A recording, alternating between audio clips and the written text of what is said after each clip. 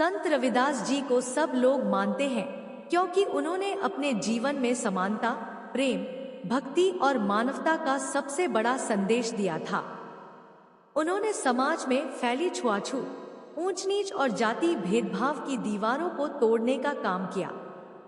नीचे विस्तार से बताया गया है कि लोग उन्हें क्यों मानते हैं। समानता और मानवता का संदेश।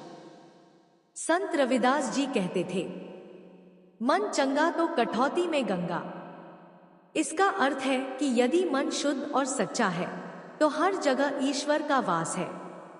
उन्होंने सिखाया कि भगवान केवल मंदिरों या तीर्थों में नहीं बल्कि सच्चे मन में बसते हैं।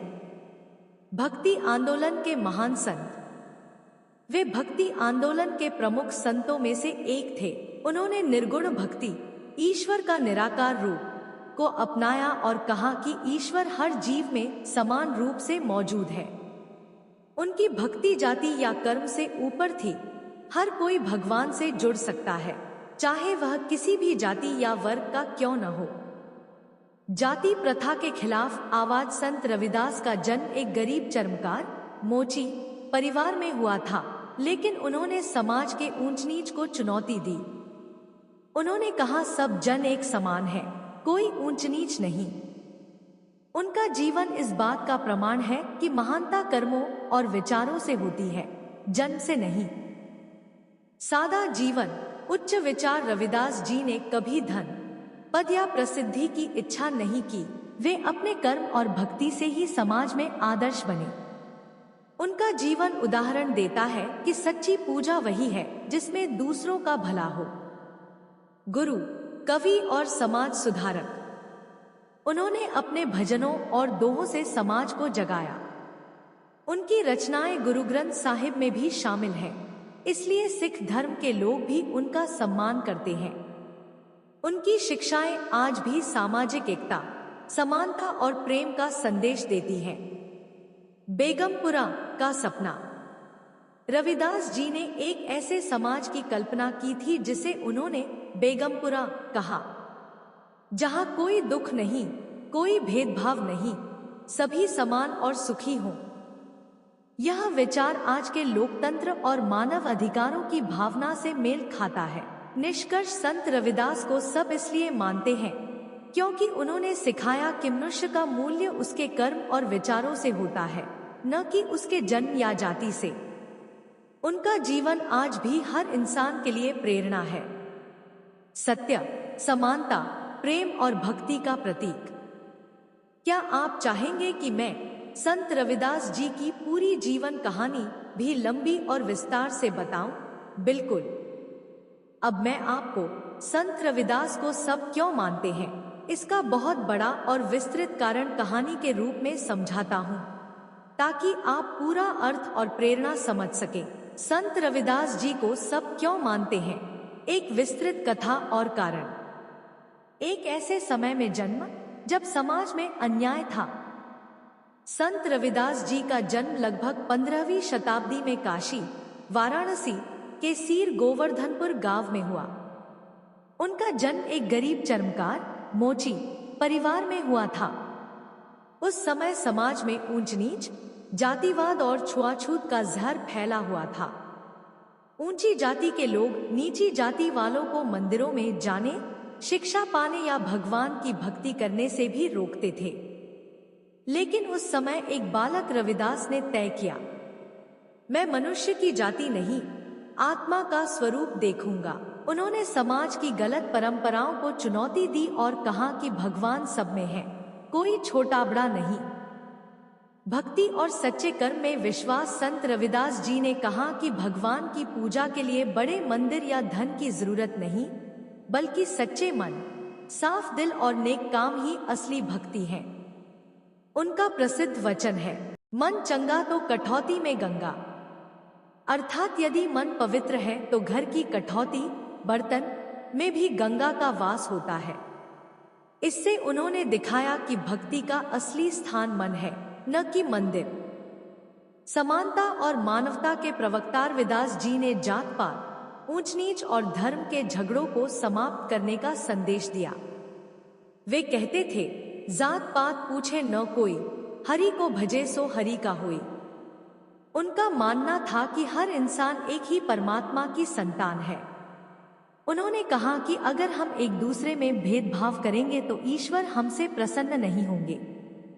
उनकी शिक्षाएं मानवता के धर्म पर आधारित थी, जहां न हिंदू, न मुसलमान, न ऊंच नीच, सिर्फ इंसानियत। बेगमपुरा, उनका सपना समाज। संत रविदास जी ने अपने भजनों में एक ऐसे समाज की कल्पना की जिसे उन्होंने बेगमपुरा कहा। बेगमपुरा का मतलब है दुहखों से मुक्त नगर, जहां कोई भेदभाव नहीं, कोई कर नहीं, कोई ऊंच नीच नहीं। उनकी यह कल्पना केवल एक सपना नहीं थी, यह एक आदर्श समाज की दिशा थी कि लोकतंत्र और समानता के विचार उनके ही दर्शन की देन है। उनका भजन कहता है, गमपुरा शहर को नाव, दुख अंदोह न तिहा ठाव। अर्थात बेगमपुरा ऐसा नगर है जहां कोई दुहक, कोई चिंता नहीं। यह उनके समानता और स्वतंत्रता के आदर्श का प्रतीक है। राजाओं और संतों ने भी उन्हें गुरु माना। उनकी भक्ति और सच्चाई इतनी महान थी कि मीराबाई जैसी राजकुमारी ने भी उन्हें अपना गुरु माना। मीराबाई कहती थी, गुरु मिलिया संत रविदास, दीन ही ज्ञान की गंग। उन्होंने सिखाया कि सच्चा गुरु वही है जो भक्ति के साथ समानता का संदेश दे। उनके ज्ञान से प्रभावित होकर कई राजा, रईस और संत भी उनके शिष्य बन गए। इसलिए रविदास जी सिर्फ गरीबों के नहीं, बल्कि संपूर्ण मानवता के गुरु बन गए। जातिवाद के खिलाफ एक क्रांति। रविदास जी के विचारों ने पूरे देश में क्रांति ला दी। उन्होंने कहा कि ईश्वर किसी जाति से नहीं, कर्म और भक्ति से प्रसन्न होते हैं। उन्होंने समाज को बताया कि जो दूसरों को नीचा समझता है वह वास्तव में खुद अधूरा है। उनकी शिक्षाओं से लोग जागरूक हुए और धीरे धीरे भेदभाव की जंजीरें टूटने लगी। उनके अनुयायियों ने रविदासिया पंथ बनाया जो आज भी उनके विचारों को आगे बढ़ा रहा है। सिख धर्म और अन्य संप्रदायों में भी आदर। संत रविदास जी की रचनाएं गुरु ग्रंथ साहिब में शामिल हैं। इसका अर्थ है कि सिख धर्म में भी उन्हें महान संत के रूप में माना गया है। उनके विचार हर धर्म की सीमाओं से परे हैं। इसलिए हिंदू, सिख, बौद्ध, दलित सभी उन्हें समान रूप से पूजते हैं। उनका जीवन एक आदर्श उदाहरण। संत रविदास जी ने अपना पूरा जीवन दूसरों की भलाई, प्रेम और सच्चाई के लिए समर्पित किया। वे कभी अहंकार में नहीं आए, कभी किसी से द्वेष नहीं किया। वे मेहनत से अपना काम करते रहे, लेकिन साथ ही लोगों के मन में ज्ञान का प्रकाश फैलाते रहे। उनका जीवन यह सिखाता है, कर्म करते रहो, सच्चे रहो, किसी के साथ अन्याय मत करो, यही असली पूजा है। लोग आज भी क्यों मानते हैं? आज भी लोग रविदास जी का अंतिम उपदेश। अपने जीवन के अंतिम समय में उन्होंने कहा, मनुष्य वही है जो दूसरों के लिए जिए, सच्चे मन से नाम ले और सबको समान माने। उन्होंने यह भी कहा, धर्म वही जो सबको जोड़े और अधर्म वह जो किसी को तोड़े। उनकी वाणी आज भी समाज को एकता, समानता और प्रेम की राह दिखाती है। निष्कर्ष, संत रविदास जी ने हमें सिखाया कि ईश्वर किसी मूर्ति या जात में नहीं, बल्कि सच्चे और निर्मल मन में बसते हैं। उन्होंने बताया कि मनुष्य का धर्म है प्रेम करना, सबकी सेवा करना और सबको समान मानना। उनकी यह वाणी आज भी उतनी ही सच्ची है। मन चंगा तो कठौती में गंगा। अगर तुम चाहो तो मैं इसी कहानी को कविता के रूप में या विद्यालय भाषण के रूप में 3 से 5 मिनट लंबा भी तैयार कर सकता हूँ, ताकि तुम इसे मंच पर या स्कूल में बोल सको। क्या तुम ऐसा चाहोगे? बहुत सुंदर प्रश्न। यह बात संत रविदास जी की शिक्षाओं और उनके जीवन के संदेश से जुड़ी है।